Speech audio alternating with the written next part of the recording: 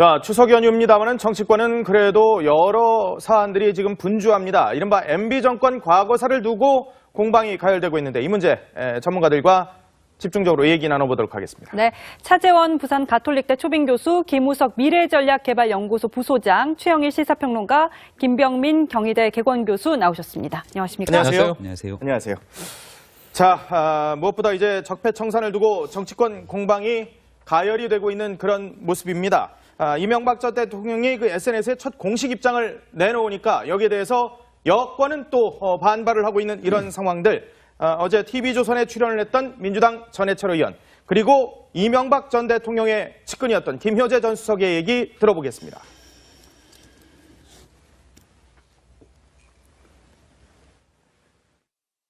과거사 또는 정치보복이라는 관점은 맞지 않다고 생각합니다. 예. 오늘 그 일간지 여론조사 보면요, 현재 하고 있는 수사가 정당한 수사다 또는 규명되어야 할 수사다라는 게 한 70% 정도 예상되고요. 정치보복이다라고 이야기하는 것은 한 6, 7%에 불과합니다. 지금 조사하는 것을 지난 노무현 정부나 또 김대중 정부에서 했던 일과 비교하는 것은 기본적으로 맞지 않고요. 특히 지난 10년간 노무현 정부나 김대중 정부에서 문제가 있었던 것에 대해서는 충분하게 조사하고 문제 제기를 했었습니다.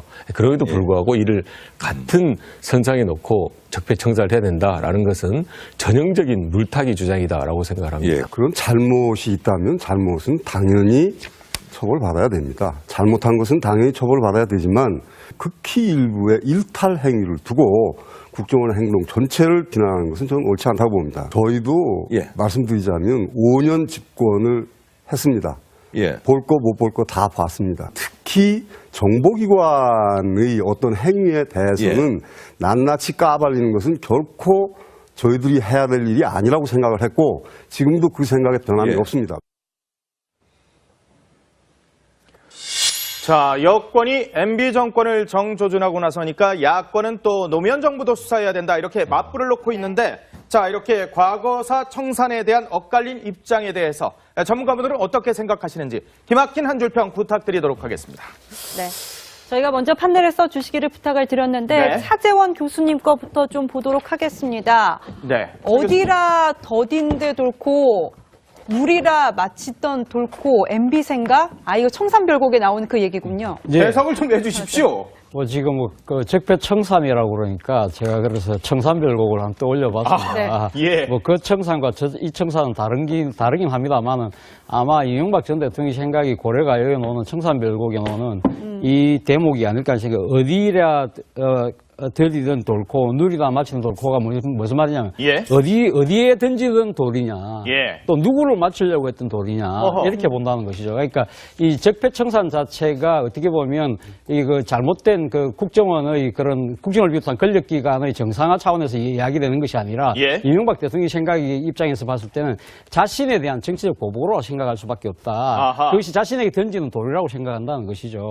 그러나 이 청산별곡에 나오는 첫 번째 대목이 그거지 않습니까? 머리랑 다리랑 먹고 청산에 살고자 한다는 뜻. 그것은 아마 지금 적폐청산을 추진하고 있는 집권층의 입장에서는 머리랑 다리랑 먹던 그런 청산, 제대로 된 나라, 반듯한 나라를 만들겠다는 그런 생각. 그런 생각이 두 개가 지금 충돌하고 있다는 것이죠. 과연 국민들이 어떻게 평가할까요? 그 부분 조금 이따 말씀드리겠습니다. 김 부소장님은 뭐라고 써주셨습니까? 예상 흐름도를 써봤습니다. 예상 흐름도요? 지금 MB 정부에서는 MB 측근들은 맞불 작전을 하고 있지 않습니까? 그러면 여야는 어차피 마주 달리는 치킨 게임으로 갈 가능성이 있고요. 그러면 전국은 이전 투구로 넘어갈 거고, 그러면 결국 어부지리를 김정은이 차지할 거다. 결국은요? 네, 그래서 이건 좀 우려스러운 부분이 있다 이런 말씀을 드리고 싶습니다. 네. 흐름도를 보여주셨네요. 김병민 교수께서는 암 수술 정밀 검사가 필요하다 이렇게 진단해 주셨습니다. 더불어민주당의 강훈식 원내대변인이 이런 얘기를 했는데요. 암이 발견되었는데 이를 수술하지 않고 놔두는 건 대한민국을 병든 채 방치하는 거다. 그러니까 MB의 적폐를 가지고 이 암에 비유했기 때문에 수술을 해야 된다는 주장을 하는 겁니다. 근데 아마 암 선고를 받아보신 분들은 청천날벼락 같은 소식이기 때문에 정말 내가 암일까라는 생각에 검사를 한 번 더 받아보려고 하는 노력들을 하거든요. 그렇죠. 그러니까 분명한 검사가 필요해서 이게 암인지 아니면 종양인지를 판단해야 되는데 지금은 일방적인 주장만 갖고 이거 암이야라고 수술해야 된다고 주장했을 때 환자가 과연 얼마나 받아들일 수 있겠는가 라고 봤을 때는 대한 정확한 정밀 진단과 검사를 통해서 국정원의 적폐만이 암인 건지 이명박 정부에 예. 아니면 이러한 국정원의 적폐들이 이전 정부에도 있었는지를 면밀하게 판단해보고 난 다음에 이게 진짜 암이라고 진단이 되면 그때 수술이 들어가야 되는 거거든요. 예. 왜냐하면 암이라는 수술을 사실 하게 되면은 사람의 생명을 건질 수 있겠지만 장기가 파손될 수 있기 때문에 굉장한 큰 피해를 가게 되고요. 예. 이게 암이 아니라면은 일부 종양만 살짝 덜어내면 되는 거거든요. 예. 그러니까 여기에 대한 판단을 하기 위해서는 분명하게 현재 있는 보수 야권 그리고 과거에 이명박 정부에 근무했던 사람들이 받아들일 수 있을 정도의 공정한 검사가 필요하다. 이를 위해서 지금 현재 국정원 적폐청산 TF 개혁발전위원회 더불어민주당 중심으로 이루어지고 있는 적폐청산이라고 하는 기조를 예. 조금 더 공정하고 객관적으로 받아들이기 위한 정치권의 노력이 필요하다는 얘기 드리고 싶습니다. 최 평론가님은 네. 참여대 MB 물음표 비교 불가. 네, 이게 지금 이 아까 맞불이라고 말씀하셨고 치킨 게임이라는 얘기도 잠깐 예. 나왔는데 이걸 스포츠 게임처럼 지금 받아들여서 자, 어느 쪽이 쥐고 있는 카드가 더 큰가 패를 예. 까봐라. 지금 도박 아니거든요. 지금 거의 그런 상황까지. 암 수술에 비유해 주신 거 적절한데요. 예. 저는 정밀 진단은 더 해봐야 되지만 예. 윤곽이 지금 나오고 있고 암인 게 거의 확실하죠. 왜냐하면 국정원이라는 국가정보기관이 예. 정치에 개입을 했다. 이거 국정원법 위반이잖아요. 예. 공직선거법을 위반했다. 이건 다 확인된 사실입니다. 예. 다만 5.18 때 발포자처럼 누가 최종적으로 발포 명령을 했는가? 누가 이 지시자인가? 하하. 누가 최종 의사결정 책임자인가? 예. 그게 MB냐? 아니면 지금 드러난 대로 원세훈 국정원의 선에서 끝이냐? 예. 지금 이 상황이거든요. 예. 그러니까 치료를 해야 되는 건 명확하죠. 아하. 만약에 참여정부도 그랬다. 증거가 있으면 예. 공개해야죠. 그럼 그때 직원이 지금 국정원 직원인지 옷 벗고 나갔는지 다 따져봐야 되는 거 아닙니까? 예. 그런데 문제는 10년 전의 문제를 해결하기 위해서 근거 자료를 더 타고 올라가서 역대 정권을 다 파는 거 능력과 이 시간, 자원이 되는 한 좋습니다. 전 다 해야 된다고 봅니다. 예. 이게 무슨 진보 보수의 문제입니까? 예. 국가기관이 정치에 개입하면은 정권이 뒤집힐 때마다 다 공무원들이 그냥 댓글 달고 있다고 생각을 해보세요. 예. 앞으로 우리 선거가 어떻게 되겠어요? 예. 이거는 진보 정부가 해야 할 일, 보수 정부가 해야 할 일 아니다. 아하. 민주주의 대한민국에서 기본적으로 해야 할 일이다. 그래서 MB 정부 측에서 예. 벌써 이제 4년 전 정권입니다만 공개할 자료가 미진하다 그러면 더 보태서 공개를 하시고 자신들의 시기에 잘못했던 것은 또 깍듯이 사과하시고 예. 법의 처벌을 받고 이건 미래 역사를 위한 청산이다. 그래서 이것은 구정부, 신정부 이렇게 이 축구 게임 하듯이 예. 밀당할 문제가 아니다. 저는 이렇게 생각이 이렇게 되고요. 비교 불가. 비교할 문제가 아니다. 그리고 이것이 집권기에 문제다라고 생각됐으면 예. 전 정권에 대한 통치적 결정은 예우를 해야죠. 저는 그 아하. 선까지는 보호해야 된다고 보지만 예. 공무원들을 완전히 위헌적으로 직권남용을 강요해서 시킨 일들에 대해서는 이건 시간이 흘러도 공개해야 됩니다. 역사에 남겨야 되기 때문에. 예. 그래서 저는 이거는 이제 게임하듯이 하지 마시고 예. 잘못이 있으면 다 검찰 조사 앞에 무릎을 꿇라 이렇게 얘기하고 싶습니다. 네. 그러니까 차 교수님 이게 네. 정말 적폐청산이 되려면은 제도나 관행 부분에 있어서 손을 봐야 하는 것이 사람을 정조준하면 안 되는 거 아니겠습니까? 그렇게 됐을 때 이게 보복으로 정치 보복으로 다가오는 거 아니겠습니까? 그런 측면에서 지금 야권에서는 강하게 반발하고 있습니다만 저는 지금 야권에서 지금 이야기하고 있는 부분 특히 이명박 전 대통령 측에서 지금 보이고 있는 태도는 그렇게 적절해 보이지는 않습니다. 첫 번째는 지금 이명박 대통령이 지난번 페이스북에서 글을 올린 글에서 태행적이라는 말씀을 쓰셨고 또 그리고 또 이명박 전 대통령 집권 기간 중에 정무수석을 지냈던 정지석 의원 같은 경우는 지금 노무현 전 대통령의 여러 개 비극적 죽음을 둘러싸고 나서 부부싸움, 가출 이런 자극적인 단어를 통해서 일종의 정치적 싸움으로 몰고 가려는 뜻이 아니냐. 방금 우리 앵커께서 말씀하신 대로 이게 사람이 아니고 제도적인 그 개선을 위한 그런 노력보다도 일단은 지금 이 정쟁으로 몰고 가서 유수는 유수로 듣는다고 해서 새로운 또 의혹을 내서 계속 사람들의 시선을 좀 다른 쪽으로 옮겨가려는 듯한 그런 모습이 보인다는 것이고 또 한편으로는 지금 또 전형적인 또 꼬리 자르기의 행태도 보이고 있다. 꼬리 자르기? 예, 지난번에 이명박 전 대통령 측에서 맨 처음에 나왔던 이 반응 중에 하나가 이명박 대통령이 그렇게 한가하지 않았다는 이야기를 하거든요. 그렇다고 한다면 한가하지 않았다는 이야기는 국정원이나 여러 가지 이 기관들에서 잘못된 행위들을 할 때 어떻게 대통령이 다 알 수 있었겠느냐는 그런 논리 논리라고 한다면 그건 정신 꼬리 자르기가 아닌가 하는 생각이고요. 또 한편으로는 뭐 김두 전 홍보수석이 이야기했다는 그 부분이 있지 않습니까? 예. 네. 노무현 전 대통령이 자료도 갖고 있다. 우리도 뭐 깔라면 깔 수 있다. 예. 이건 전형적인 물타기 아니냐. 그렇다고 한다면 우리 앵커께서 처음에 저한테 질문했듯이 사람과 사람이 아닌 제도적인 개선에 초점을 맞춰야 된다고 한다면 이 부분에 대해서도 그러면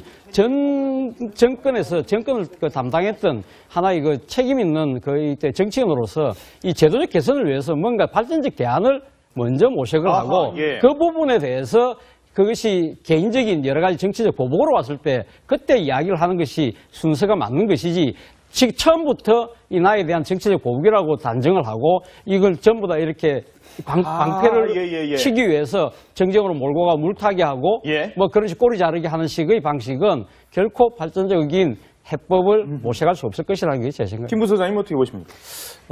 맞는 말씀인데요. 이건 그 정책적 대안을 내는 건 전 정부가 아니라 현 정부에서 해야 할 부분입니다. 사실 뭐 전해철 의원은 전형적인 물타기라고 하고 김효재 전 수석 같은 경우는 볼 거 다 볼 거 봤다. 네. 이 볼 거 안 볼 거 다 봤다. 이 얘기는 뭔가 있다라는 거 아니겠습니까? 그렇다고 하면은 이런 부분들에 대해서 이런 걸 밝히자라고 달리기보다는 일정 정도 합의를 통해서 어디까지 밝힐 것인가라고 하는 부분들에 대해서 합의를 볼 수 있는 부분이에요. 정치적 합의를 봐야 된다라고 보시는 거예요? 그게 왜 그러냐면 모 대통령, 중국 같은 경우에도 모 대통령이 등소포영에게 그렇게 학대를 받았지만 그래도 역사를 발전시키기 위해서 07 과삼이라고 하면서 일정 정도 덮어놓고 간 거예요. 일본 같은 경우에도 메이지 유신 할 때도 그 막부에서의 그 반란 그런 것들을 일단 덮어놓고 그 다음에 미래로 가는 모습이에요. 이 장강의 물이 물을 안 가리듯이 적폐라고 하면 그 많은 적폐들이 쌓여가지고 지금의 우리가 서 있는 땅을 하는 거거든요. 그러면 어디까지 팔 거냐? 파는 것들이 우리 집안을 무너뜨리지 않을 정도까지 파자라고 하는 게 사실은 정치력이고 그게 합의인데 그런 부분들에 대해서 좀 아쉬운 부분이 있고요. 제가 말씀하신 건 다 공감을 하는데 문제는 역시 이 부분에 있어서는 전 정권에 해야 할 거야 아니라 현 정권에서 모두의 대통령이 되겠다라고 하면은 당연히 현 정권에서 대안을 제시하고 제도적으로 고쳐야 하고 이제부터는 여기까지만 하고 그 다음부터는 우리 정부에서부터는 그런 것이 없겠다라고 모범을 보이면서 뭔가 해법을 제시하는 모습을 보여야 하는데 현 정부에서는 미래를 얘기하기보다는 너무 과거 얘기를 많이 하고 있다는 거죠. 그런 부분들이 많이 아쉽다는 생각이 듭니다. 김병민 교수는요? 네, 저 뭐 말씀을 좀 드리면 이게 정치적 책임과 법적 책임을 좀 분리해서 갔으면 좋겠다라는 생각이 들거든요. 만약에 이명박 정부에 대한 이 적폐 문제들이 정말로 법적인 문제들이 될 수 있다라면은 검찰 사정기관의 모든 것들을 이제 정치가 개입하지 않는 선에서 맡겨놓을 수가 있는 겁니다.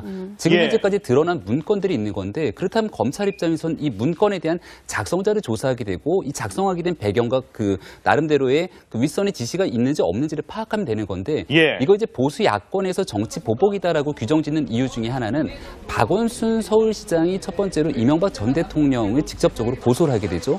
그리고 이어서 계속되는 이명박 전 대통령 하는 고소들이 이어지게 되는 겁니다. 근데 적어도 지금 이 순간까지는 문건들이 발견되긴 했으나 이걸 이명박 전 대통령이 직접적으로 지시하달했다고 볼 수 있는 정황 증거들은 없는 거거든요. 그렇다면 검찰의 수사 결과라는 것들은 결국 이러한 내용들에 대한 문건들이 작성됐는데 이 문건이 실제로 집행됐는지 여부까지 살펴봐야 될 필요가 있는 거거든요.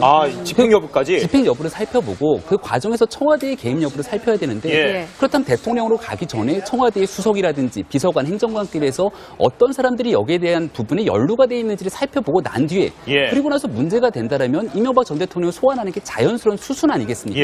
이런 수순들을 뛰어넘고 무조건적으로 이거는 이명박 전 대통령이 적폐라고 찍어서 전 대통령을 공격하는 모습들이 이제 정치적인 보복이다라고 야권에서는 규정할 수밖에 없는 일이기 때문에 적어도 이 문제에서만큼은 더불어민주당 차원에서 잘못된 부분들을 도려내기 위해서 정치적으로 오해 살 수 있는 부분들에 대해서는 굉장히 좀 조심할 필요가 있다는 것 같다는 생각이 듭니다. 여기서 OX 질문 좀 드려보도록 하겠습니다. 최근 이 김도 전 홍보수석이 DJ 노 정부의 이 적폐도 들춰보자고 했는데요. 실제로 노무현 DJ 정부 당시에 적폐 관련 자료를 갖고 있는 걸까요? 관련 자료가 있다 없다 OX로 좀 표현을 해주시기 바랍니다. 이명박 전 대통령 측에서는 뭔가 있을 것 같다는 뉘앙스를 지금 사실 풍겨놓은 게 현실인데 진짜 있다면 아니다. 그거는 아닐 거다. X. 고민을 다들 많이 하셨네요. 이게 있을 것 같다가 두 분.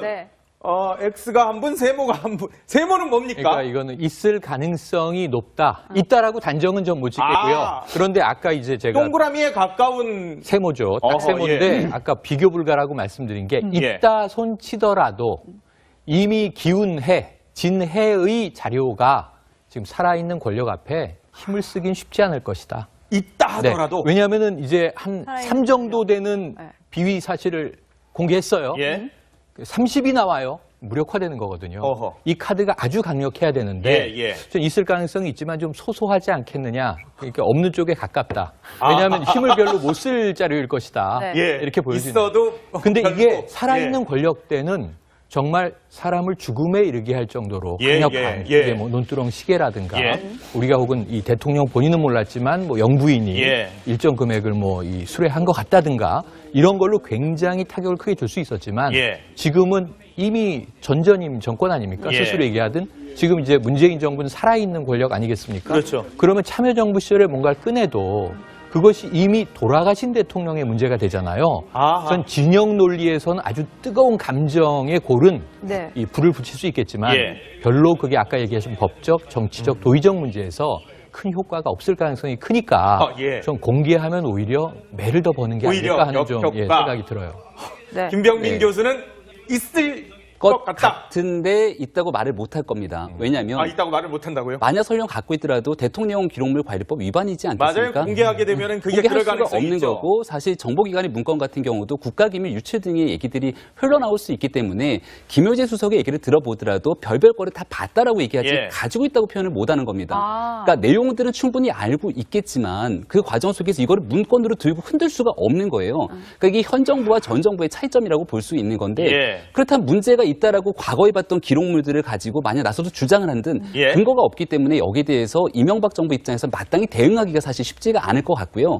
그러다 보니까 정진석 의원 등을 중심으로 가장 확실한 수사권의 같이 연결선상에 있게 되는 노무현 전 대통령의 죽음을 가지고 자꾸 연장선상에서 얘기할 수밖에 없는 그런 좀 안타까운 형국인 것 같습니다. CF 같군요. 뭐 좋은데 설명은 못하고 뭐 이런 입장인가 보군요. 부소장께서도 어떤 자료가 좀 있을 것이다 이렇게 보시는 것 같습니다. 당연히 있을 거라고 봅니다. 사실 언론에도 그때 보도가 너무 많이 됐고 실제로 그 수사 과정에서도 보면 노 전 대통령을 소환하기 직전에 돌아가신 거 아니겠습니까? 그러면은 소환하기 전에 충분히 조사를 해서 혐의가 입증하는 단계까지 갔을 가능성이 커요. 그리고 언론에도 그게 상당 부분 보도가 됐고, 그런 걸 보면은 물론 아까 김 교수님 말씀하셨듯이 이거를 뭐 노골적으로 까는 건 그렇지만. 언론에서 나온 정도로 일단은 해서 리마인드를 시켜줄 수 있는 거죠. 그래서 그거를 고리로 해서 특검으로 가자라고 하는 용도로 쓸 수 있는 거예요. 살짝 흘려서 언론이나 뭐 정치권이나 다른 데서 살짝 흘려서. 네. 그래서 실제적으로는 그 언론 보도에 나온 것들을 활용하지만 그게 정치적으로 상당 부분 영향력이 있을 가능성이 있고 그렇다고 하면은 노 전 대통령 가족이나 전 대통령이나 가족들이 굉장히 명예의 문제가 생기는 거고 그러면은 지금 문 대통령 같은 경우에도 거기에서 자유롭지 못하는 상황이 될 수도 있고 그래서 어떻게 보면 이런 상황을 막기 위해서 뭔가 그 해법이 나와야 할 것 같은데 아직은 서로 달리고만 있어서 좀 이렇게 조정할 수 있는 정치력 이런 것들이 좀 아쉽다는 생각이 듭니다. 뭐 저희가 아직은 추정입니다. 이런 모든 것들이. 교수님은 그런 자료 안 갖고 있을걸? 이렇게 보시는 거군요. 저는 이런 이야기 들을 때마다 생각나는 게, 이 지금 구 여권, 지금은 이제 야당이죠. 야권 측에서는, 그러니까 지금 노무현 전 대통령과 관련된 자료들을, 곡간에 숨겨둔 꽃감처럼 지금 써먹고 있는 것이 아닌가 생각하고, 필요할 때, 당 떨어질 때마다 꺼내먹는. 다 기억 한번 해보십시오. 2012년 대선 과정에서 노무현 대통령 NNL 상당히 문제됐지 않습니까? 그때 진짜 적절하게 써먹었거든요. 근데 그 뒤에 대통령 기록관 가니까 그거 내용 없다는 거 아닙니까? 그리고 그 다음에 또 뭡니까? 성완종 리스트 사건 터졌을 때 그때 당시 여건에 여러 인사들이 관련됐을 때 그 문제 때 박근혜 전 대통령이 뭐라 했습니까? 왜 성완종 씨를 노무현 전 대통령이 당시 사면했죠? 일종의 못하게 했지 않습니까? 그러면서 그것도 국면을 빠져나갔고 이번 조기 대선 과정에 보십시오. 홍준표 대표가 뭐라 했습니까? 이 문재인 후보를 공격하면서 자기 대장 뇌물 먹고 자살했다고 또 공격했습니다. 그랬었죠. 그렇지 않습니까? 그러니까 좀 잊을만 하면 꺼내먹는 꽃감처럼 논다는 거죠. 근데 문제는 그 꽃감이 이제는 약발이 다 한 것 같아요. 제가 봤을 때 이제는 국민들도 이제는 그게 별로 그렇게 현혹되지 않을 것이다. 그렇기 때문에 설사 있다고 하더라도 저는 그 효과가 없다고 보는 것이고, 앞서 제가 말씀드렸던 이 그 적폐청산과 관련해서 저는 그런 생각을 해봅니다. 아까 제도 개선 이야기했는데 아까 우리 김은숙 소장께서 직권 세력해야 된다. 물론 그렇죠. 당연히 직권 세력하는데 문제는 직권 세력 혼자서 할 수 없는 것이 지금 현실 아닙니까? 지금 여소야대 국면 그리고 국회 선진화법을 본다고 한다면 야권이 동조하죠. 야권이 힘을 합치지 않는 이상 제도 개선은 불가능하거든요. 그런 측면에서 보면 이번에 홍준표 이 한국당 대표가 뭐라고 이야기를 하시냐면 국정 5년마다 맨날 이렇게 정치적으로 이렇게 휘말리는 국정을 뭐 때문이냐고 그 예산 많이 쓰고 차라리 없애는 게 낫다고 그랬는데 해결 나왔습니다. 답이 나왔습니다. 이 지난번 이 문재인 대통령이 후보 시절을 공약했던 것이 국가정보원을 해외정보원으로 바꾸자는 이야기 아닙니까? 완전히 정치적인 고리를 끊을 수 있는 제도 개선 해자고 했으니까 그 해법 놓은 만큼 국정을 없앤다고 한다면 해외정보원으로 바꾸는데 그러면 야당이 협조해 주시면 되죠. 그렇군요. 알겠습니다. 자, 이번엔 바른정당 얘기로 좀 가보도록 하겠습니다. 바른정당 내부 지금 자강파와 그야말로 통합파가 갈등의 갈등입니다. 한국당하고 또 통합하느냐 혹은 국민의당하고 뭔가를 하느냐 이 얘기도 있는데 지금 이 상황들 어떻게 바라보시는지 기막힌 한 줄평 부탁드리도록 하겠습니다. 자, 바른정당의 지금 상황들에 대해서 어떻게 생각하시는지 패널들의 생각을 엿보도록 하겠습니다. 네, 이번에는 최영일 평론가의 의견부터 좀 보도록 하겠습니다. 잘 안 들어갔지만. 긴 호흡, 긴 정치. 긴 호흡, 긴 정치. 무소의 뿔 이렇게 적었습니다. 무소의 뿔처럼 혼자서 가라. 이런 이제 소설의 제목도 있고요. 오랜 또 이제 이 불교의 교훈이기도 한데요. 뭐냐면 지금 이 바른정당이 쪼개져서 나갈 때를 한번 생각해 보시자고요. 그 명분이 있습니다. 명분은 오히려 바른정당 쪽에 있었다고 저는 생각을 합니다. 왜냐하면 하지만 기득권 때문에 다수가 나가지 못하고 나갔다 다시 돌아오기도 하고 혁신 보수가 나갔어요. 그런데 이제 그 또 내부적인 문제 때문에 말씀하신 대로 10여 명 돌아왔어요. 간신히 20명 원내교섭 단체를 지금 유지하고 있어요. 지금 이런 상황인데 그럼 바른정당에 계신 분들은 생각을 다시 한번 해보셔야죠. 왜 우리가 나왔지? 돌아갈 때는 왜 우리가 돌아가야 되지? 그 국민들에게 설명 가능한 이유가 있어야 되잖아요. 자, 왜 우리가 나왔지? 구보수는 안 된다. 당시에 지금 통합파로 분류가 되는 김무성 의원이 나오면서 한 말이 있어요. 박근혜 대통령은 탄핵되어야 한다. 탄핵 찬성파입니까? 그렇죠. 그리고 두 번째 뭐냐면 당시 이름 새누리당은 완전히 해체하고 자산을 국가에다 헌납해야 한다. 그리고 맨바닥에서 새로 시작해야 한다. 그렇게 나간 거예요. 자, 나갈 때의 기세는 우리가 지금 생생하게 기억하는데 왜 들어가죠? 지지율이 안 나오니까 들어간다. 그럼 지금 자유한국당 지지율 높나요? 왜 들어가죠? 들어가는 이유는 딱 하나예요. 내년 지방선거에서 기득권을 유지하기 위해서. 그럼 이게 국민들에게 너무 단정하시진 마시고요. 그러니까 추정컨대. 저희 이제 개인적인 사견입니다. 지금 이제 추석 밥상에서 이제 식구들끼리 얘기하고 있는 거잖아요. 약간 보수적인 어르신들이. 그러니까 이게 새가 좌우의 날개로 날아야 되는데 빨리 우파 보수가 살아나야 돼요. 국가를 위해서도 아까 국회 얘기하셨지만 힘의 균형이 이루어져야 주거니 받거니 정치가 해볼 만한데 너무 무력화돼 있잖아요. 그럼 합쳐서 살아나는 것도 하나의 방법이라 물리적인 통합, 결합 저는 지지할 수 있는데 문제는 뭐냐면 국민들에게 아주 섹시한 명분이 딱 꽂혀야 된다는 겁니다. 그거 못 만들면 합치나 마나예요.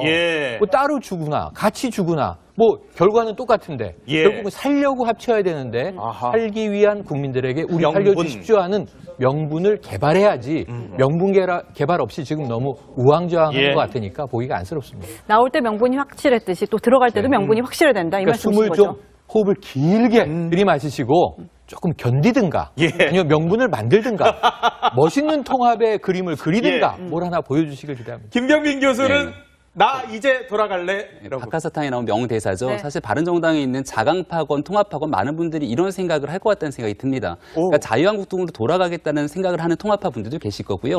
아마 자강파 분들 입장에서도 과거에 쪼개지기 전에 새누리당 그리고 과거에 한나라당 시절을 그리워하는 분들이 있을 거예요. 그러니까 그때로 자유한국당이 아니라 과거에 보수 통합으로 돌아가고 싶은 마음은 아마 20명 국회의원 모두가 똑같을 거란 생각이에요. 다만 거기서 명분을 찾지 못하는 분들이 최영일 평론가님이 의원님이 얘기했던 자강파에 머무르는 분들이고요.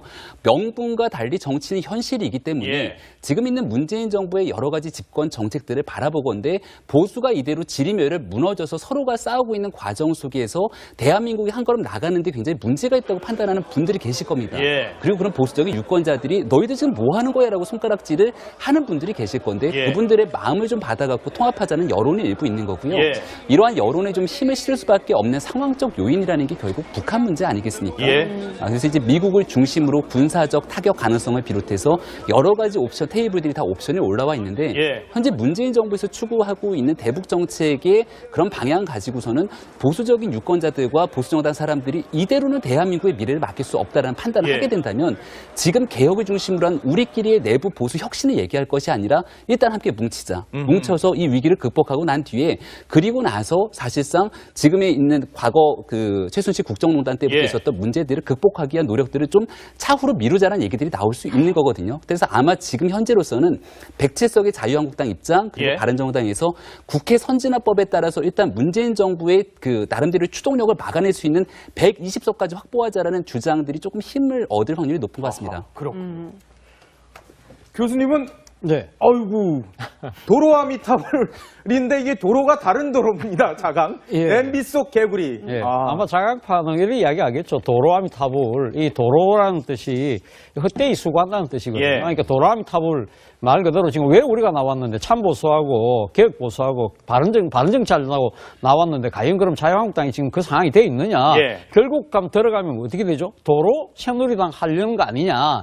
그렇게 이야기할 수밖에 없는 것이죠. 근데 여기에 대해서 지금 통합파 같은 경우는 냄비속 개구리를 아마 이야기할 것 같습니다. 냄비속 개구리는 상황이 변화된지 모르고 물을 서서히 끓으면 서서히 끓은 물 속에 그냥 죽어버리지 않습니까? 그런 상황이 될 수밖에 없다. 지금 이렇게 야권이 분열된 상태에서 이 문재인 정부의 계획 드라이브, 이 소위 말하는 또 정치 보복까지 비치는 이러한 부분을 우리가 맞서기 위해서 손을 잡아야 된다. 그리고 안전 목전에다 지방선거를 위해서 손을 합쳐야 된다는 이야기를 강하게 주장할 수밖에 없는데요. 저는 그런 생각을 해봅니다. 뭐 양쪽의 이 주장이 다 일리 있어 보입니다만은 지금 당장은 아직까지 지금 불은 덜 끓고 있잖아요. 그럼 지금 냄비속 개구리가 탈출할 수 있는 시간은 충분히 있거든요. 그 시간 속에서 왜 노력을 제대로 하고 있느냐.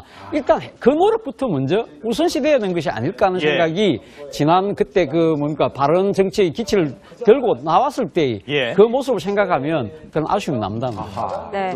김우석 소장님께서도 명분 대 실리 다 비슷한 얘기를 같이 맥락을 이어가는 것 같습니다. 선택의 문제인 것 같아요. 그러나 지금 가는 방향은 둘 다 잃는 길이다. 이런 생각이 듭니다. 사실 명분을 잃으면 다 잃는다고 해도 과언이 아니지 않습니까? 정치는 타이밍인데 지금은 통합 자체가 타이밍이 맞지가 않는 거예요. 지금은? 그래서 지금 가치를 추구할 때지 현실적인 이익을 추구할 때가 아니라는 거죠. 특히 또 이번 같은 경우에는 또 100% 들어간다라고 하면 모르겠지만 들어간다라고 하면 일부는 또 남을 가능성이 많죠. 그럴 가능성이 좀 있어 보이죠? 그러면은 실익도 없어요.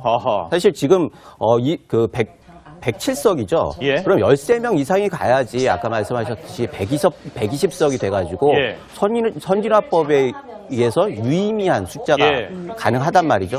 그런데 지금 보면 남아있겠다는 분이 10분이 넘어요. 그렇다고 하면 이게 과연 실익이 있는 거냐라고 하는 부분들에 대해서 문제가 있는 거죠. 그래서 지금은 명분도 잃고 실익도 잃고 개도 잃고 가재도 놓치고 이런 상황이 되기 때문에 결국은 이런 문제를 지금 하기에는 너무 조급하다. 문제는 이게 정기국회를 통해서 정책 등조를 해서 신뢰도 쌓고 명분도 좀 만들어가지고 자연스럽게 그 지방선거 때까지 가는 과정에서 이게 숙성시켜가지고 통합으로 가는 그런 그림이 되면 더 좋고 안 되더라도 적어도 선거 공조까지는 갈 수 있지 않습니까?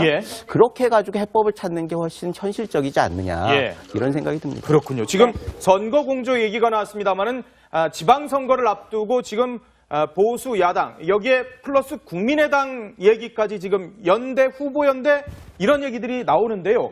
혹시 야권의 지방선거 후보연대가 가능할 것이다, 있을 것이다, O 아니다, X, OX로 좀 표시를 해볼까요? 지방선거 앞두고 야당 후보들의 연대가 있을 것이다, O 아니면 X. 있을 거라고 보시는 분이 3분이나 됐습니다. 3분, X가 1분. 그렇다면 김병민 교수의 의견부터 먼저 들어봐야겠죠. 네, 일단은 뭐 지방선거는 단체장 선거랑 지방의원 선거로 나눠볼 수 있겠는데요. 지방의원 선거는 전혀 연대를 하는 이유가 없을 겁니다. 지방의원은 연대가 그대로 없을 갈 것이고요. 네. 광역자치단체장 같은 경우는 연대가 불가피할 겁니다. 왜냐하면 지금 더불어민주당의 지지도가 여러 여론조사를 통해서 근 40%가 넘는 지지도가 계속 유지가 되고 있거든요. 그럼요. 예. 아마 내년 지방선거까지도 더불어민주당의 지지도가 쉽게 빠지지는 않을 형국으로 보입니다.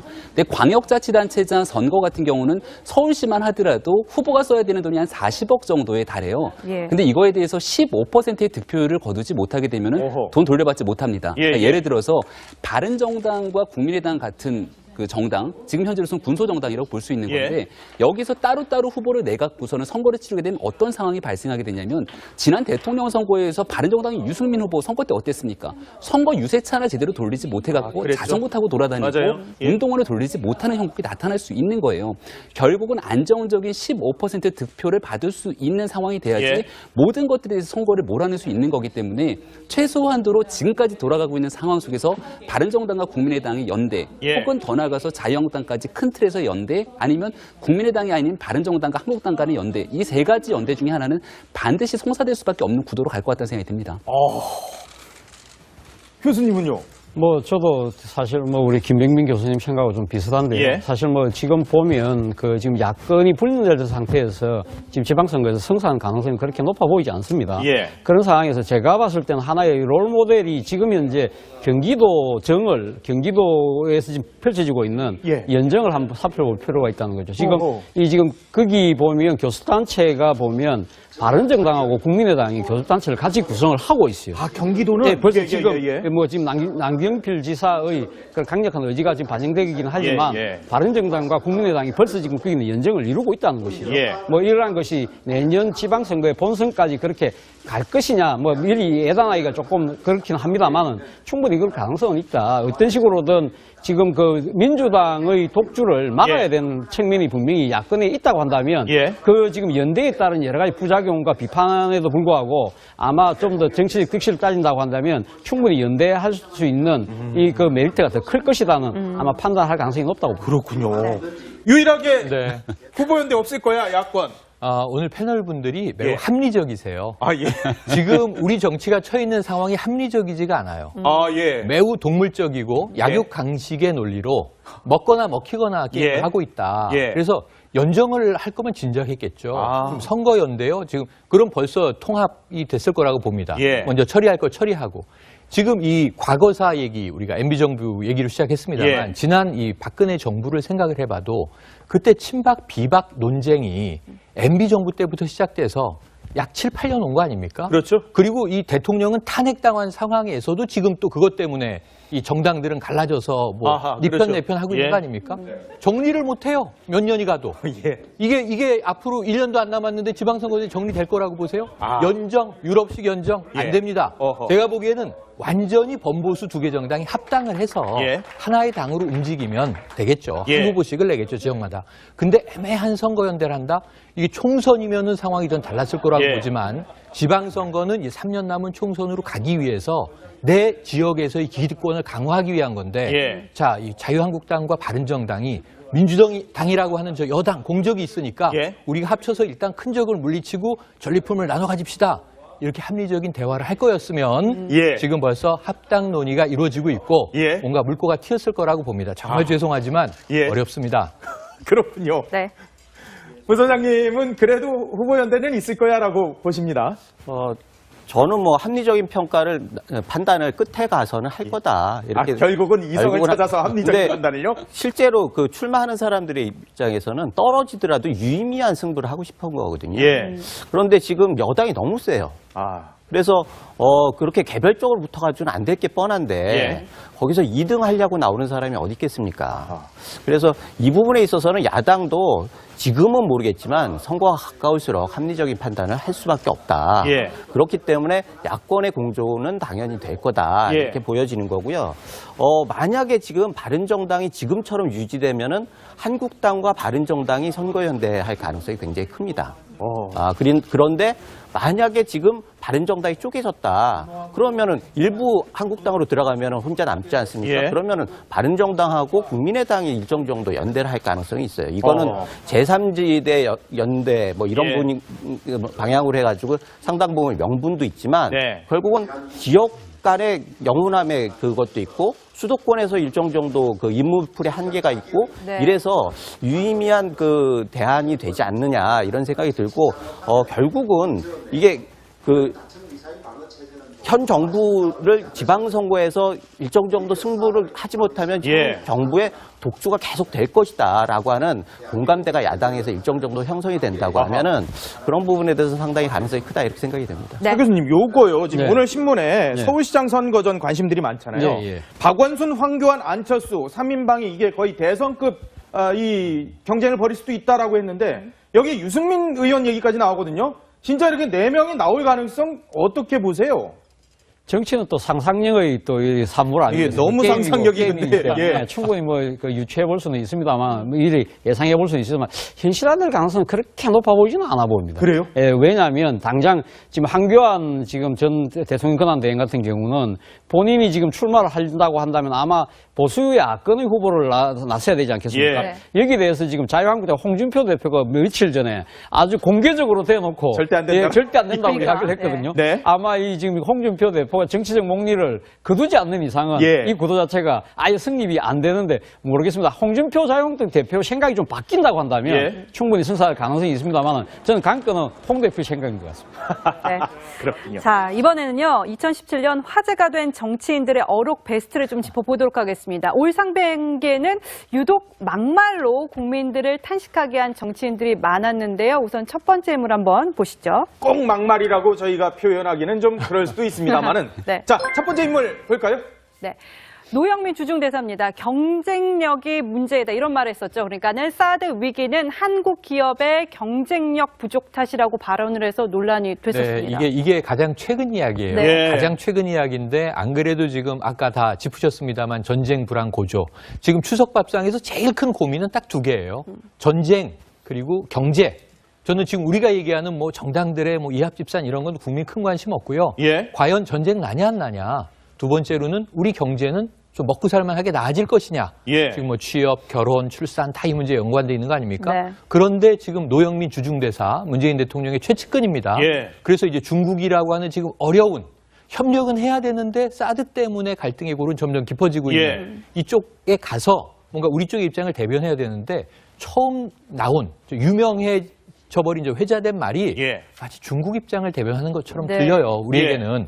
그러니까 이제 이 중국에서 실패하고 지금 철수하고 있는 우리나라 기업들이 이게 사드와 같은 이 국제 외교나 정치적인 문제라기보다는 예. 오히려 기업 경쟁력이 떨어지기 때문이다. 예. 폄훼하는 발언으로 들렸거든요. 예. 그래서 저는 저런 이야기를 중국과 좀 친화성을 표현하기 위해서 예.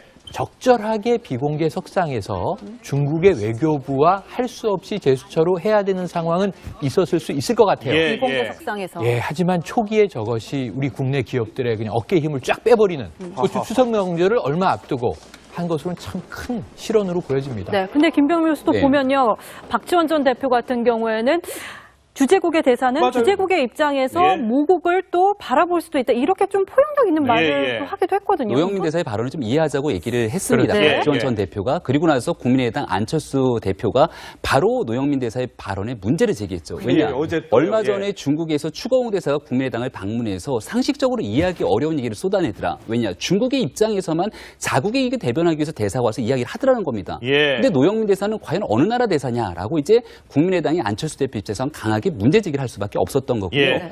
기업에 대한 그 신세계 이마트 문제라든지 롯데에 대한 문제에 대한 발언도 부적절했지만 더 결정적으로는 사드에 대한 엑스밴드 레이더의 탐지 거리를 우리 정부가 발표하고 있는 것은 결국은 1000km가 되지 않기 때문에 중국을 들여다보지 않는다는 얘기인데 예. 노영민 대사의 발언을 보게 되면 1000km가 넘기 때문에 중국이 반발한다는 얘기를 하는 겁니다. 그러니까 우리 정부의 입장과도 맞지 않는 얘기를 대사가 하신 거예요. 결국 이 문제가 어디까지 파장이 이루어지게 되냐면 예. 한추15에서 한국 대사의 발언을 이때다 싶을 정도로 얘기를 끄집어내기 시작하고 한수 의 발언을 받아갖고서는 그 중국에 있는 스마트폰의 속보로까지 올라가게 되는 겁니다. 그러니까 결국은 공인으로서 국익을 대변할 수 있는 한국 대사로서의 발언의 그 신중성이 얼마나 중요한지에 대해서 아마 노영민 대사가 뼈저리게 느끼는 순간이 아니었을까 싶습니다. 그렇군요. 자, 두 번째 인물, 어떤 어록이 있는지 한번 볼까요? 자, 두 번째 인물입니다. 홍준표 대표, 하늘이 정해준 일, 이 설거지 가지고 얘기를 했던 말인데, 네. 자, 홍준표 대표는 근데 저것 말고도 워낙 어록 제조기라고 할 정도로 정말 말들이 많아요. 근데 이게 저거 일부러 저런 건가라는 또 얘기들도 하는데, 이거 어떻게 봐야 되는 겁니까? 뭐 일부러 그랬겠습니까만 아마 그 홍준표 자유한국당 대표의 머릿속에 이런 좀 이미지가 확 박혀 있는 것이 아닌가. 경상도 상남자.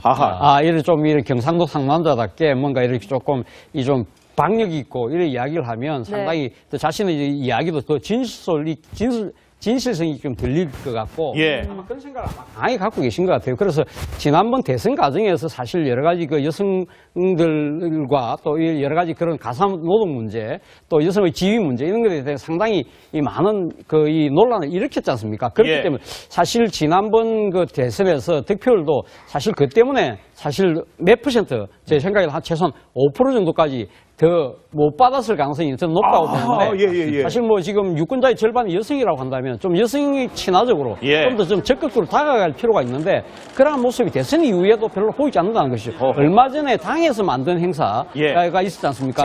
젠더와 관련된 행사. 그 젠더에 보면 그 뒤에 그 행사명 보니까 이러더라고요. 마초에서 여성으로 이렇게 이 제목 스타일은 그런데 끝날 때는 마초에서 마초로 끝나는 그런 상황이었어요. 그것도 누가 차려줬냐고 하면 여성학회가 차린 것도 아니고 당의 혁신위원회에서 쉽게 말해서 밥상을 차려주고 먹으라고 지금 밥상을 딱 뗍니다 준 거 아닙니까? 이걸 갖다가 어떻게 보면 조금 좀 세게 이야기해서는 밥상을 스스로 걷어차버리는 그런 식이라고 한다면 아마 제 생각에는 지금 자유한국당 입장에서는 지금 절박한 여성 유권자들이 표심을 돌리기에는 앞으로 진짜 홍준표 자유한국당 대표가 진짜 180도로 변하려는 노력이 없이는 좀 힘들지 않을까 하는 생각이 듭니다. 김 부선장님 어떻게 보십니까? 이 홍준표 대표의 뭐 거친 말과 행동은 어찌 보면 이 트레이드 마크이기도 합니다.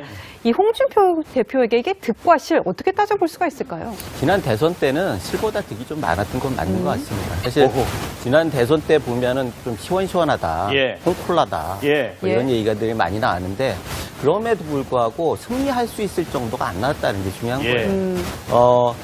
실제로 그 이후에도 아까 젠더 폭력 얘기하시는데 젠더 폭력 모를 수도 있죠. 문제는 거기에 대해서 진지하게 접근을 안 했다라고 하는 게 문제예요. 사실 행사 가려고 하면 실무진들이 다 자료 갖다 줄 거 아닙니까? 그거를 공부를 열심히 했어야죠. 그런다고 하면 젠더 폭력 이런 부분들은 실제적으로 그쪽에서 많이 얘기가 되는 거기 때문에 현안이 되는 문제잖아요. 그렇다면 그 부분에 대해서는 일정 정도 숙지하고 들어가는 게 예의이기도 하고 또 주최자로서 해야 할 도리인데 그런 것들이 좀 많이 부족했다라고 하는 것들이 지금 홍준표 대표에 대해서 사람들이 아쉬워하는 부분이죠. 지금 뭐 이 김무석 부소장 마이크가 좀 좋지 않은 뭐 기술적인 문제가 좀 있는 모양입니다. 저희가 그 부분은 사과를 드리도록 하겠습니다. 자, 세 번째 어록의 주인공 볼까요? 자, 세 번째는 누굴까요? 추미애 대표네요. 여야 대표가 각각 어록에 들어갔는데 직접 한번 들어보겠습니다. 정치 세력끼리 자기 존재감을 드러내기 위해서 골목대장도 하지 않는 짓을 참으로 염치가 없는 소행이다 이렇게 생각을 합니다. 땡깡이니 골목대장질이니 시정 잡배 수준의 망언과 괴변만 늘어놓고 있습니다. 누구 마음대로 형제입니까? 언제 형제 대우 한번 해준 적 있습니까? 오만에도 이런 오만이 없습니다. 뭐 추미애 대표는 뭐 사과는 해서 다 풀어지긴 했습니다만은 국민의당에 대해서 예전에 머리 자르기 발언 그리고 이번엔 뭐 생떼 혹은 땡깡 발언으로 있는데 국민의당하고 유독 뭔가 이게 좀 좋지 않아요. 그러니까 국민의당을 바라보는 특히나 더불어민주당의 핵심 지지층, 친문 지지층 입장에서는 추미애 대표의 발언에 대해서 속 시원하다, 사이다 발언이다 이렇게 얘기하는 분도 오히려요? 일부 있는 것 같습니다. 그런 지지층들을 고려한 발언일지는 잘 모르겠으나 당의 전체적인 이득으로 봤을 때는 큰 도움이 되지 않았을 수 있다는 판단이 되는 거고요. 그 결정적인 이유 중에 하나가 임종석 비서실장의 대리 사과였지 않습니까? 그 당시 추경안을 통과시키는 과정 속에서 국민의당이 공식적인 사과를 요청했고 임종석 실장 서울시장이 대신 사과를 하면서 추미애 대표가 좀 멋쩍게 됐거든요. 네. 그러다 보니까 김희수 후보자 부결이후했던 땡깡 발언에 대해서도 사과를 요구했고 여기 대해서는 또 추미애 당대표가 적극적으로 나서서 좀 유감을 표명하기도 했었던 거죠. 그러니까 추미애 대표도 당대표로 끝나는 것이 아니라 또 내년 지방선거를 보게 됐을 때 대한민국의 여지껏 서울시장에 여성 서울시장이 나온 적은 없습니다. 그렇죠. 그러니까 여성 첫 서울시장에 큰 꿈을 꾸고 있거나 그 이상의 정치 꿈을 꾸고 있다라면은 지지층들을 만족시키는 것도 중요하지만 상대 정당에 대해서 좀 정치적인 품격을 지켜나가는 게 정치인으로서의 득이 되지 않을까라는 생각도 듭니다. 그러니까 추미애 대표의 발언들은 상대 쪽에서 사과를 요구할 만큼 발언이 거센 적이 많았습니다. 맞아요. 결과적으로는 이런 것이 참 리더십 부족이라는 문제를 낳지 않나 처음에 싶거든요. 저도 그렇게 생각을 했어요. 집권 여당의 당대표가 됐는데 이제는 조금 이제 과도한 말로 언론의 스포트라이트를 엄청 받거든요. 또 이 여당인 경우에는 야당의 반발도 더 거세게 받을 수밖에 없죠. 그래서 제가 뭐라고 조언을 방송에서 계속 드렸냐면 아니 이걸 다른 일개 의원이 저런 말을 할 수 있다. 밀고 당기면 당 대표가 나서서 말려주고 자, 협치를 위해서 제가 대신 사과합니다. 이런 모습이 제일 좋은데 매우 이상한 게 청와대가 대리 사과를 해주고 당 대표는 머쓱해지고 이런 상황이 몇 번 연출되다 보니까 전 요즘 약간 생각을 바꿨어요. 뭐라고요? 추 대표의 전략이다. 최근에 보시면 이게 틸러슨 미 국무장관이 이 북한하고 대화 두세 개 가동 중이다. 트럼프는 근데 계속 트럼프는 그거 시간 납니다. 힘 빼지 마시오. 그래서 이걸 이제 뭐라고 해석하는 또 전문가 일각의 시각이냐면 굿캅 배드캅 플레이 아니냐. 그러니까 범인을 옥죄일 여당 때 대표와 청와대 사이에 범인을 옥죄일 때 굿캅은 구슬리고 배드캅은 윽박지르고 그래서 헷갈리게 하다가 결국 마음이 좀 풀려서 제가 자백하겠습니다 하는 것처럼 지금 청와대가 좀 이 브레이크 역할을 한다면 추 대표가 야당에 대해서는 좀 엑셀을 막 밟는 좀 이 터프한 역할을 하는 것 아니냐. 그러면서 지금까지 보면요. 협치에 대해서 야당은 계속 냉랭한데 청와대가 좀 유화적으로 나오면 또 어쩔 수 없이 마음 풀고 그래서 이제 김희수 이 헌재 소장은 결국 낙마했습니다만 권한대행 체제로 갑니다만 지금 김명수 대법원장은 또 한 번 그래서 한 번은 뺏겼지만 한 번은 얻어내고 추미애 대표의 저런 좀 이 거친 모습이 아주 마이너스가 되는 것만은 아니다. 청와대의 면을 살려주는데 본인이 망가지면서 이렇게 또 이제 이 국정을 풀어가는 역할을 하고 있는 것인가 한 번 더 지켜보고 최종 판단을 말씀드리겠습니다. 자, 정치권 화제의 어록베스트 1, 2위를 이제 한꺼번에 좀 보도록 하겠습니다. 보여주시죠. 자, 주인공이 누굴까요? 국민의당 이현주 의원. 밥하는 아줌마라 그래서 비난이 쇄도했었던 일이 있었죠. 그리고 1위는 김학철 이분은 뭐 올해의 베스트가 될 가능성이 높아 보이기는 합니다. 국민을 레밍 들죄 비교했습니다. 그런데 이번 지방선거에 나 판단 저 국민의 심판을 받아볼 거야 해서 또 나오신답니다.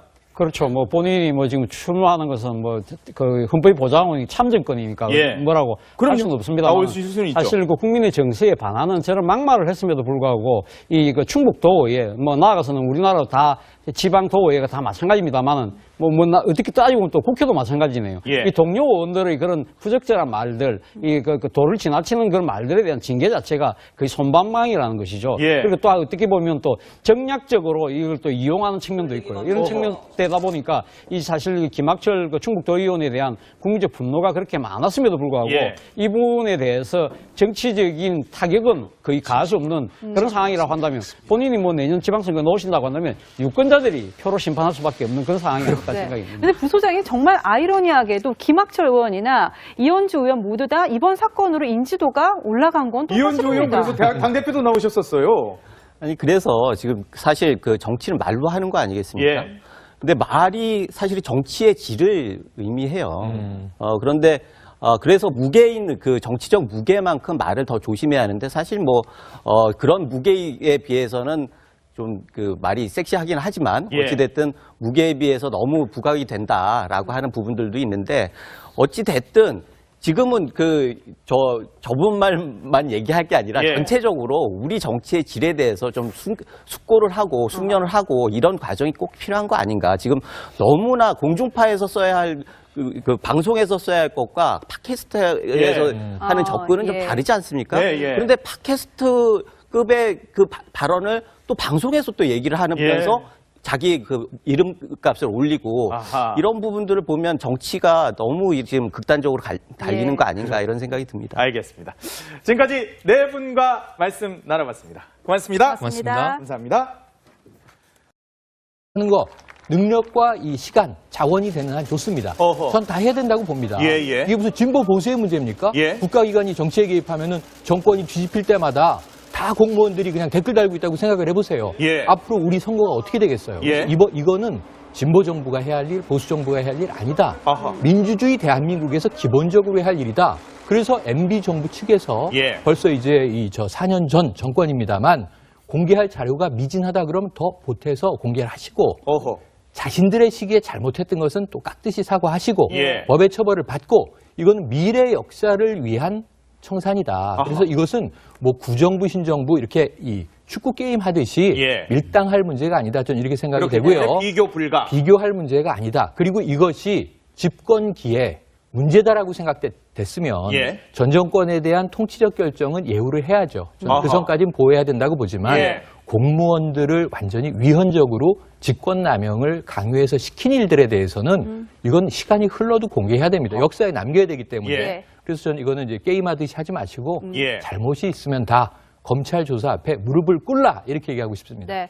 그러니까 차 교수님 이게 네. 정말 적폐청산이 되려면은 제도나 관행 부분에 있어서 손을 봐야 하는 것이 사람을 정조준하면 안 되는 거 아니겠습니까? 그렇게 됐을 때 이게 보복으로 정치 보복으로 다가오는 거 아니겠습니까? 뭐 그런 측면에서 지금 뭐 야권에서는 강하게 반발하고 있습니다만 저는 뭐 지금 야권에서 지금 이야기하고 있는 부분 특히 이명박 전 대통령 측에서 지금 보이고 있는 태도는 그렇게 적절해 보이지는 않습니다. 아, 예. 첫 번째는 지금 이명박 대통령이 지난번 페이스북에서 글을 올린 거라서 태행적이라는 말씀을 쓰셨고 또 그리고 또 이명박 전 대통령 집권 기간 중에 정무수석을 지냈던 정지석 의원 같은 경우는 예. 뭐 지금 노무현 전 대통령의 뭐 여러 개 비극적 죽음을 둘러싸고 나서 부부싸움, 예. 가출 이런 뭐 자극적인 단어를 통해서 일종의 정치적 싸움으로 몰고 가려는 뜻이 아니냐. 아하, 예. 방금 우리 앵커께서 말씀하신 대로 이게 사람이 아니고 제도적인 그 개선을 위한 그런 노력보다도 일단은 지금 이 정쟁으로 몰고 가서 유수는 유수로 듣는다고 해서 새로운 또 의혹을 내서 예. 계속 사람들의 시선을 좀 다른 쪽으로 옮겨가려는 듯한 그런 모습이 보인다는 것이고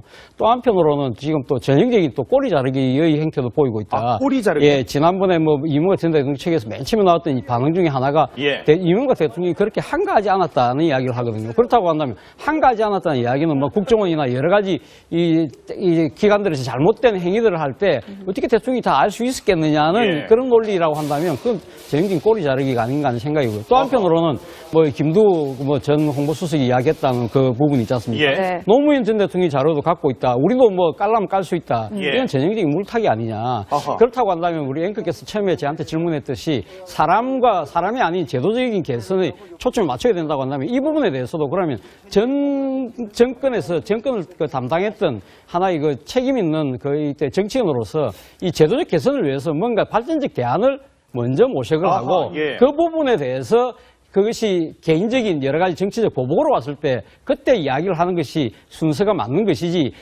처음부터 이 나에 대한 정치적 보복이라고 단정을 하고 이걸 전부 다 이렇게 방패를 예. 치기 위해서 정쟁으로 몰고 가 물타기 하고 예. 뭐 그런 식 꼬리 자르기 하는 식의 방식은 결코 발전적인 해법을 모색할 수 없을 것이라는 게 제 생각입니다. 최근 이 김도 전 홍보수석이 DJ 노 정부의 이 적폐도 들춰보자고 했는데요. 실제로 노무현 DJ 정부 당시에 적폐 관련 자료를 갖고 있는 걸까요? 관련 자료가 있다 없다 OX로 좀 표현을 어떻게 해주시기 보십니까? 바랍니다. 이명박 전 대통령 측에서는 뭔가 있을 것 같다는 뉘앙스를 지금 사실 풍겨놓은 게 현실인데 네. 진짜 있다면 아니 네. 있다 그거는 아닐 거다 X 고민을 표현을 다들 많이 하셨네요. 네. 이게 있을 것 같다가 두 분 네.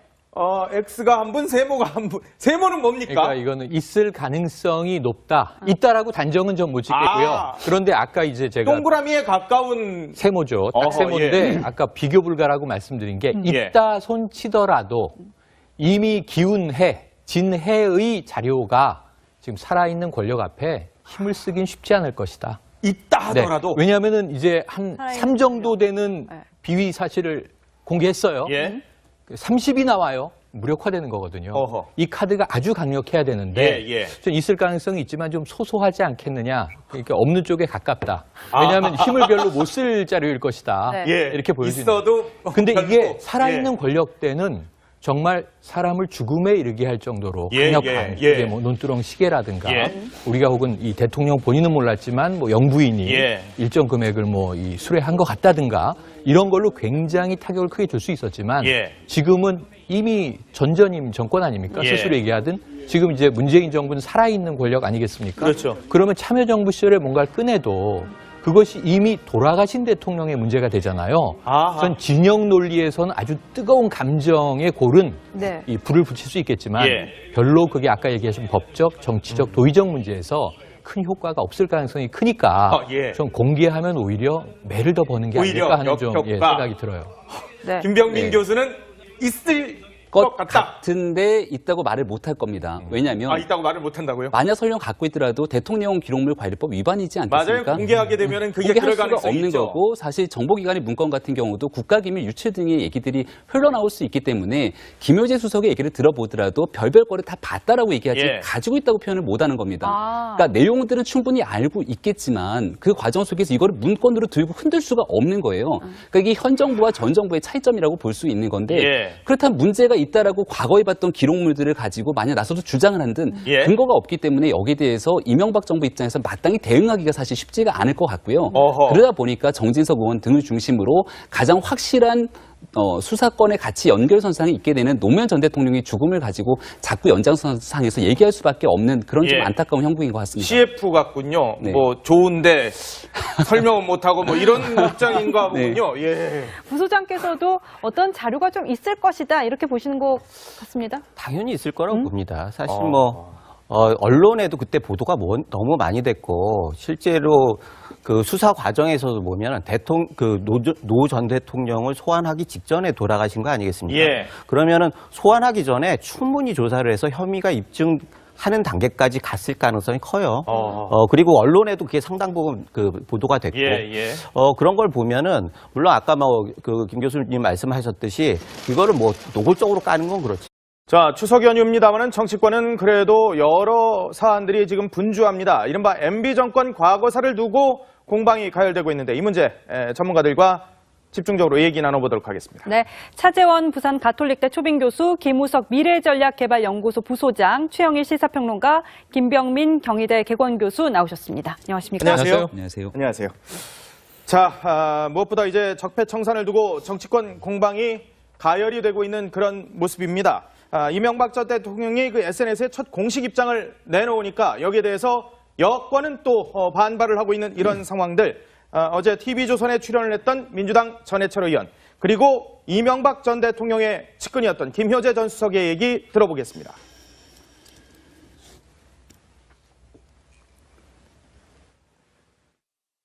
과거사 또는 정치보복이라는 관점은 맞지 않다고 생각합니다. 예. 오늘 그 일간지 여론조사 보면요. 현재 하고 있는 수사가 정당한 수사다 또는 규명되어야 할 수사다라는 게 한 70% 정도 예. 예상되고요. 정치보복이다라고 이야기하는 것은 한 6, 7%에 불과합니다. 지금 조사하는 것을 지난 노무현 정부나 또 김대중 정부에서 했던 일과 비교하는 것은 기본적으로 맞지 않고요. 특히 지난 10년간 노무현 정부나 김대중 정부에서 문제가 있었던 것에 대해서는 충분하게 조사하고 문제 제기를 했었습니다. 그럼에도 불구하고 이를 같은 선상에 놓고 적폐청산을 해야 된다라는 것은 전형적인 물타기 주장이다라고 생각을 합니다. 예, 그런 잘못이 있다면 잘못은 당연히 처벌받아야 됩니다. 잘못한 것은 당연히 처벌받아야 되지만 극히 일부의 일탈 행위를 두고 국정원의 행동 전체를 비난하는 것은 저는 옳지 않다고 봅니다. 저희도 말씀드리자면 5년 집권을 했습니다. 볼 거 못 볼 거 다 봤습니다. 특히 정보기관의 어떤 행위에 대해서는 낱낱이 까발리는 것은 결코 저희들이 해야 될 일이 아니라고 생각을 했고 지금도 그 생각에 변함이 없습니다. 자, 여권이 MB 정권을 정조준하고 나서니까 야권은 또 노무현 정부도 수사해야 된다 이렇게 맞불을 놓고 있는데 자, 이렇게 과거사 청산에 대한 엇갈린 입장에 대해서 전문가분들은 어떻게 생각하시는지 기막힌 한 줄평 부탁드리도록 하겠습니다. 네. 저희가 먼저 판넬을 써주시기를 부탁을 드렸는데 차재원 교수님 거부터 좀 보도록 하겠습니다. 네. 어디라 더딘데 돌고 물이라 마치던 돌고 MB 생각? 이거 청산별곡에 나오는 그 얘기군요. 해석을 좀 해주십시오. 지금 적폐청산이라고 그러니까 제가 그래서 청산별곡을 한번 떠올려봤습니다. 그 청산과 이 청산은 다르긴 합니다만은 아마 이명박 전 대통령의 생각이 고려가 여기 놓는 청산별곡에 놓는 이 대목이 아닐까 생각. 어디라 들이든 돌고 누리다 맞히는 돌고가 무슨 말이냐면 예. 어디에 던지든 돌이냐 예. 또 누구를 맞추려고 했던 돌이냐 어허. 이렇게 본다는 것이죠. 그러니까 이 적폐청산 자체가 어떻게 보면 이 그 잘못된 그 국정원의 그런 국정을 비롯한 권력기관의 정상화 차원에서 이야기되는 것이 아니라 예. 이명박 대통령 생각이 입장에서 봤을 때는 자신에 대한 정치적 보복으로 생각할 수밖에 없다. 아하. 그것이 자신에게 던지는 돌이라고 생각한다는 것이죠. 예. 그러나 이 청산별곡에 놓는 첫 번째 대목이 김부 소장님 어떻게 보십니까? 맞는 말씀인데요. 이건 그 정책적 대안을 내는 건 전 정부가 아니라 현 정부에서 해야 할 부분입니다. 사실 뭐 전해철 의원은 전형적인 물타기라고 하고 예. 김효재 전 수석 같은 경우는 볼 거 다 볼 거 봤다. 네. 이 볼 거 안 볼 거 다 봤다. 예. 이 얘기는 뭔가 있다라는 거 아니겠습니까? 예. 그렇다고 하면은 이런 부분들에 대해서 이런 걸 밝히자라고 달리기보다는 예. 일정 정도 합의를 통해서 어디까지 밝힐 것인가라고 하는 부분들에 대해서 합의를 볼 수 있는 부분이에요. 정치적 합의를 봐야 된다라고 보시는 거예요? 이게 왜 그러냐면 예. 모 대통령, 중국 같은 경우에도 모 대통령이 등소포영에게 그렇게 학대를 받았지만 그래도 역사를 발전시키기 위해서 07 과삼이라고 하면서 일정 정도 덮어놓고 간 거예요. 일본 같은 경우에도 메이지 유신할 때도 그 막부에서의 그 반란 그런 것들을 일단 덮어놓고 그 다음에 미래로 가는 모습이에요. 이게 장강의 물이 물을 안 가리듯이 적폐라고 하면 그 많은 적폐들이 쌓여가지고 지금의 우리가 서 있는 땅을 하는 거거든요. 그러면 어디까지 팔 거냐? 파는 것들이 우리 집안을 무너뜨리지 않을 정도까지 파자라고 하는 게 사실은 정치력이고 그게 합의인데 그런 부분들에 대해서 좀 아쉬운 부분이 있고요. 제가 말씀하신 건 다 공감을 하는데 문제는 역시 이 부분에 있어서는 전 정권에 해야 할 거야 아니라 현 정권에서 모두의 대통령이 되겠다라고 하면은 당연히 현 정권에서 대안을 제시하고 제도적으로 고쳐야 하고 이제부터는 여기까지만 하고 그 다음부터는 우리 정부에서부터는 그런 것이 없겠다라고 모범을 보이면서 뭔가 해법을 제시하는 모습을 보여야 하는데 현 정부에서는 미래를 얘기하기보다는 너무 과거 얘기를 많이 하고 있다는 거죠. 그런 부분들이 많이 아쉽다는 생각이 듭니다. 네. 김병민 교수는요? 네, 저 뭐 말씀을 좀 드리면 이게 정치적 책임과 법적 책임을 좀 분리해서 갔으면 좋겠다라는 생각이 들거든요. 만약에 이명박 정부에 대한 이 적폐 문제들이 정말로 법적인 문제들이 될 수 있다라면은 검찰 사정기관의 모든 것들을 이제 정치가 개입하지 않는 선에서 맡겨놓을 수가 있는 겁니다. 지금 현재까지 드러난 문건들이 있는 건데 그렇다면 검찰 입장에서는 이 문건에 대한 작성자를 조사하게 되고 이 작성하게 된 배경과 그 나름대로의 그 윗선의 지시가 있는지 없는지를 파악하면 되는 건데 이거 이제 보수 야권에서 정치 보복이다라고 규정짓는 이유 중에 하나는 박원순 서울시장이 첫 번째로 이명박 전 대통령을 직접적으로 고소를 하게 되죠. 그리고 이어서 계속되는 이명박 전 대통령 하는 고소들이 이어지게 되는 겁니다. 근데 적어도 지금 이 순간까지는 문건들이 발견되긴 했으나 이걸 이명박 전 대통령이 직접적으로 지시하달했다고 볼 수 있는 정황 증거들은 없는 거거든요. 그렇다면 검찰의 수사 결과라는 것들은 결국 이러한 내용들에 대한 문건들이 작성됐는데 이 문건이 실제로 집행됐는지 여부까지 살펴봐야 될 필요가 있는 거거든요. 집행 여부까지? 집행 여부를 살펴보고 그 과정에서 청와대의 개입 여부를 살펴야 되는데 그렇다면 대통령으로 가기 전에 청와대의 수석이라든지 비서관, 행정관급에서 어떤 사람들이 여기에 대한 부분에 연루가 돼 있는지를 살펴보고 난 뒤에 그리고 나서 문제가 된다라면 이명박 전 대통령을 소환하는 게 자연스러운 수순 아니겠습니까? 이런 수순들을 뛰어넘고 무조건적으로 이거는 이명박 전 대통령이 적폐라고 찍어서 전 대통령을 공격하는 모습들이 이제 정치적인 보복이다라고 야권에서는 규정할 수밖에 없는 일이기 때문에 적어도 이 문제에서만큼은 더불어민주당 차원에서 잘못된 부분들을 도려내기 위해서 정치적으로 오해 살 수 있는 부분들에 대해서는 굉장히 좀 조심할 필요가 있다는 것 같다는 생각이 듭니다. 여기서 OX 질문 좀 드려보도록 하겠습니다. 그렇지 않습니까? 머리랑 다리랑 먹고 청산에 살고자 한다는 뜻은 그것은 아마 지금 적폐 청산을 추진하고 있는 집권층의 입장에서는 머리랑 다리랑 먹던 그런 청산, 제대로 된 나라, 반듯한 나라를 만들겠다는 그런 생각, 그런 생각이 두 개가 지금 충돌하고 있다는 거죠. 과연 국민들이 어떻게 평가할까요? 그 부분 조금 이따 말씀드리겠습니다. 김 부소장님은 뭐라고 써주셨습니까? 예상 흐름도를 써봤습니다. 예상 흐름도요? 지금 MB 정부에서는 뭐 MB 측근들은 맞불 작전을 하고 있지 않습니까? 그러면 여야는 어차피 마주 달리는 치킨 게임으로 갈 가능성이 있고요. 그러면 전국은 이전투구로 넘어갈 거고 그러면 결국 어부지리를 김정은이 차지할 거다. 결국은요? 네, 그래서 이건 좀 우려스러운 부분이 있다 이런 말씀을 드리고 싶습니다. 네. 흐름도를 보여주셨네요. 김병민 교수께서는 네. 암 수술 정밀 검사가 필요하다 이렇게 진단해 주셨습니다. 네, 더불어민주당의 강훈식 원내대변인이 이런 얘기를 했는데요. 암이 발견되었는데 이를 수술하지 않고 놔두는 건 대한민국을 병든세 방치하는 거다. 그러니까 MB의 적폐를 가지고 이 암에 비유했기 때문에 수술을 해야 된다는 주장을 하는 겁니다. 예. 근데 아마 암 선고를 받아보신 분들은 청천날벼락 같은 소식이기 때문에 정말 내가 암일까라는 생각에 검사를 한 번 더 받아보려고 하는 노력들을 하거든요. 그렇죠. 그러니까 분명한 검사가 필요해서 이게 암인지 아니면 종양인지를 판단해야 되는데 지금은 일방적인 주장만 갖고 이거 암이야라고 수술해야 된다고 주장했을 때 환자가 과연 얼마나 받아들일 수 있겠는가라고 봤을 때는 정확한 정밀 진단과 검사를 통해서 국정원의 적폐만이 암인 건지 이명박 정부에 예. 아니면 이러한 국정원의 적폐들이 이전 정부에도 있었는지를 면밀하게 판단해보고 난 다음에 이게 진짜 암이라고 진단이 되면 그때 수술이 들어가야 되는 거거든요. 왜냐하면 암이라는 수술을 사실 하게 되면은 사람의 생명을 건질 수 있겠지만 장기가 파손될 수 있기 때문에 굉장히 큰 피해를 가게 되고요. 이게 암이 아니라면은 일부 종양이면 종양만 살짝 덜어내면 되는 거거든요. 그러니까 여기에 대한 판단을 하기 위해서는 분명하게 현재 있는 보수 야권 그리고 과거에 이명박 정부에 근무했던 사람들이 받아들일 수 있을 정도의 공정한 검사가 필요하다. 이를 위해서 지금 현재 국정원 적폐청산 TF 개혁발전위원회 더불어민주당 중심으로 이루어지고 있는 적폐청산이라고 하는 기조를 조금 더 공정하고 객관적으로 받아들이기 위한 정치권의 노력이 필요하다는 얘기 드리고 싶습니다. 최 평론가님은 네. 참여대 MB 물음표 비교 불가. 네, 이게 지금 이 아까 맞불이라고 말씀하셨고 치킨 게임이라는 얘기도 잠깐 나왔는데 이걸 스포츠 게임처럼 지금 받아들여서 자, 어느 쪽이 쥐고 있는 카드가 더 큰가? 패를 까봐라. 지금 도박 아니거든요. 지금 거의 그런 상황까지. 암 수술에 비유해 주신 거 적절한데요. 저는 정밀 진단은 더 해봐야 되지만 윤곽이 지금 나오고 있고 암인 게 거의 확실하죠. 왜냐하면 국정원이라는 국가정보기관이 정치에 개입을 했다. 이거 국정원법 위반이잖아요. 공직선거법을 위반했다. 이건 다 확인된 사실입니다. 다만 5.18 때 발포자처럼 누가 최종적으로 발포 명령을 했는가? 누가 이 지시자인가? 누가 최종 의사결정 책임자인가? 그게 MB냐? 아니면 지금 드러난 대로 원세훈 전 국정원의 선에서 끝이냐? 지금 이 상황이거든요. 그러니까 치료를 해야 되는 건 명확하죠. 만약에 참여정부도 그랬다. 증거가 있으면 공개해야죠.